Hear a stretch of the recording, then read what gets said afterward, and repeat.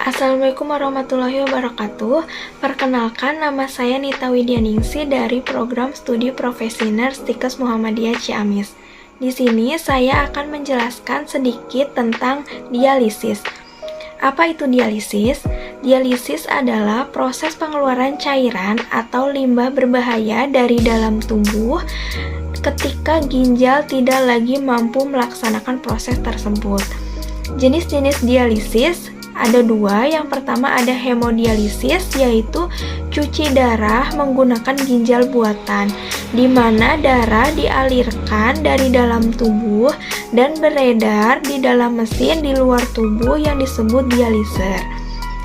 Yang kedua ada dialisis peritoneal, yaitu cuci darah menggunakan bantuan membran peritoneal di perut untuk menyaring darah. Ketika darah dimasukkan ke dalam hemodialisa, memerlukan pengencer yang disebut dialisat. Dialisat bertujuan untuk menarik limbah-limbah tubuh dari darah.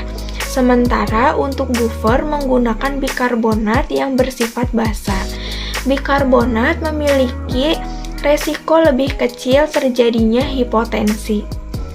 Alasan dilakukannya dialisis karena ginjal mengalami kegagalan fungsi dalam menyaring atau membersihkan darah. Biasanya ditandai dengan nilai laju filtrasi glomerulus atau glomerulus filtration rate itu 15 ml per menit per 1,73 meter persegi. Klasifikasi gagal ginjal kronik dibagi menjadi 5 stadium.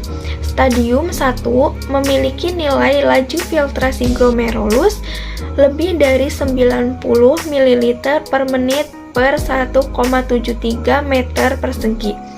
Stadium 2 memiliki nilai laju filtrasi glomerulus 60-89 ml per menit per 1,73 meter persegi. Stadium 3 memiliki nilai laju filtrasi glomerulus 30-59 ml per menit per 1,73 meter persegi. Untuk stadium 4 memiliki nilai laju filtrasi glomerulus 15-29 ml per menit per 1,73 meter persegi. Untuk stadium 5 memiliki nilai kurang dari 15 ml per menit per 1,73 meter persegi. Untuk menghitung laju filtrasi glomerulus atau glomerulus filtration rate, untuk laki-laki 140 dikurangi umur dikali berat badan atau 72 dikali serum kreatinin. Untuk perempuan 140 dikurangi umur dikali berat badan atau 72 dikali serum kreatinin dikali 0,85.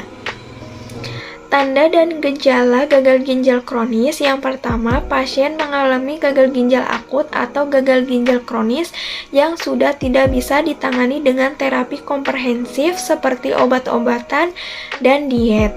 Yang kedua, nilai laju filtrasi glomerulus kurang dari 15 ml per menit per 1,73 meter persegi.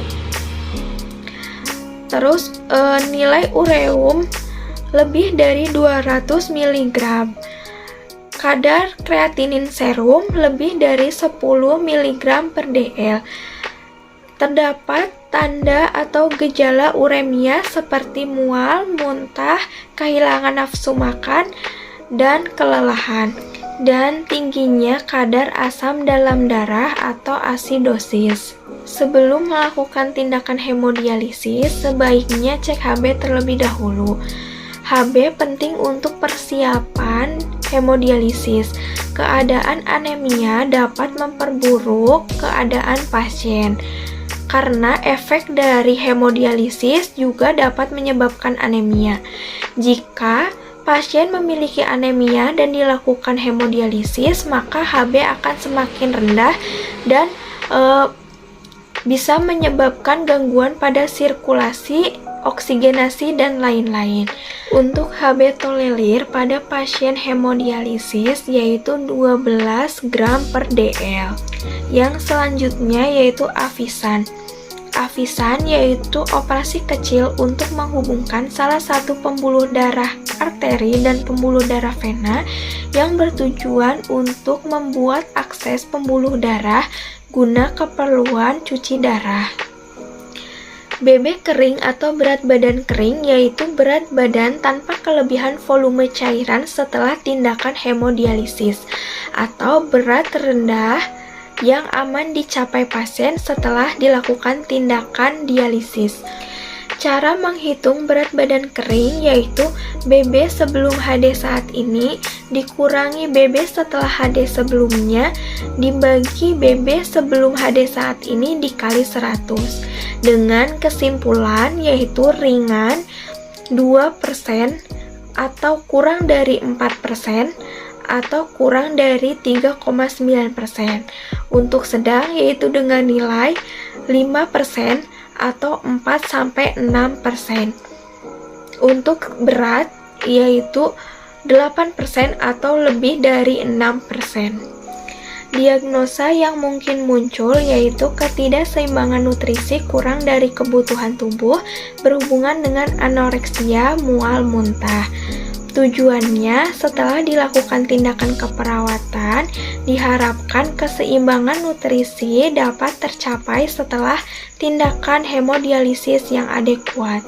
Dengan kriteria hasil, tidak terjadi penambahan atau penurunan berat badan yang cepat, turgor kulit normal, tidak ada udim, kadar albumin plasma 3,5 sampai 5 gram per dl, konsumsi diet nilai tinggi protein.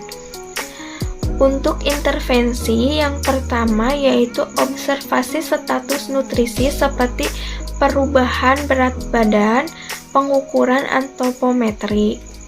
Yang kedua, tingkatkan masukan protein seperti telur, susu, dan daging. Yang ketiga, jelaskan rasional pembatasan diet yang berhubungan dengan penyakit ginjal. Yang keempat, kaji adanya masukan protein yang tidak adekuat seperti adanya udim, penyembuhan yang lambat, dan penurunan kadar albumin. Yang selanjutnya yaitu kolaborasi untuk menentukan tindakan hemodialisis 4-5 jam, 2-3 kali seminggu.